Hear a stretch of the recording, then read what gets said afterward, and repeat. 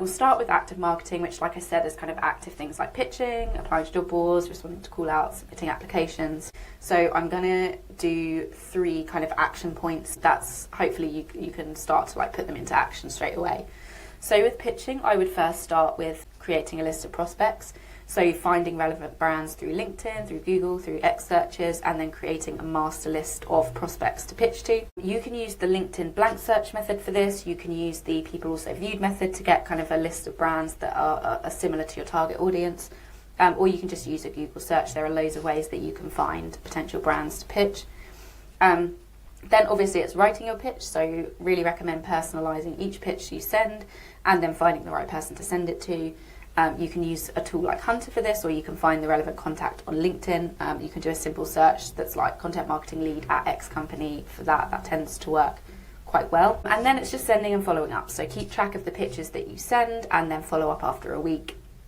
I have often had no response to the initial pitches that I've sent, but then I will get a yes or kind of a response from a follow-up, so I really recommend adding follow-up to your pitching strategy. Secondly, you can apply to job boards. So start by finding relevant job boards. You can Google your specialism niche job boards.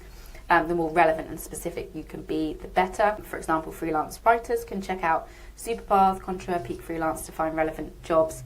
I'm not as well versed in job boards for other kind of skill sets, so it's worth doing that Google search just to find ones that are a good fit for you. Then differentiate yourself. You might be competing with a lot of other freelancers. I know that competition's really, really fierce right now, so it's important to highlight why the client should pick you. And you can do this by mentioning any results that you've had, any high profile brands that you've worked with, but most importantly, personalize your application and really kind of play into that human connection.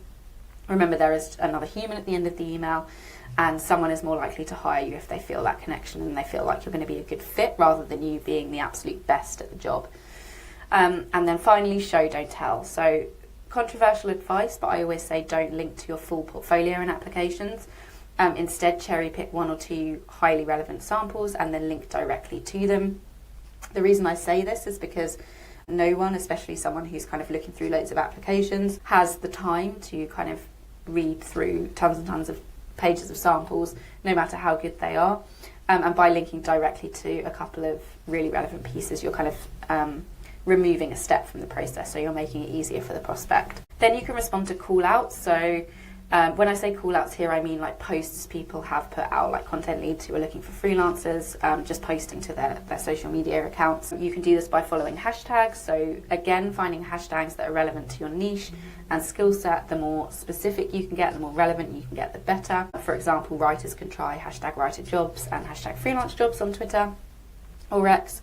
And you can also search for keywords, so search on your favourite social channels to find these potential opportunities. And for example, on LinkedIn, you often get a lot of people posting just to their feed about freelance opportunities, so experiment with different wording in the search results and then filter by post to see opportunities like that. And then thirdly, build a list of relevant folk, so follow or create a list of people who regularly share freelance opportunities.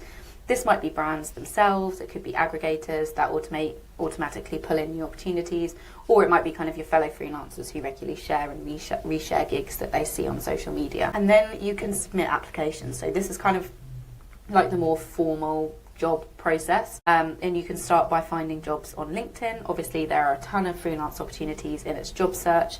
Just use kind of the word freelance when you're running searches there, and then relevant keywords to your niche and skill set. Tip here, you can also look for places promoting full-time roles and reach out to companies that advertising full-time roles to see if they need any freelance help in the interim while they're onboarding these new team members. And this is a great way, even though it's only usually a temporary kind of working relationship, is that when the new hire comes into the team, you are then on their books, so you can quickly become the go-to freelancer if they're feeling overwhelmed. And thirdly, set up Google Alerts. So use Google Alerts or a job search app to generate alerts every time a new and relevant opportunity gets posted.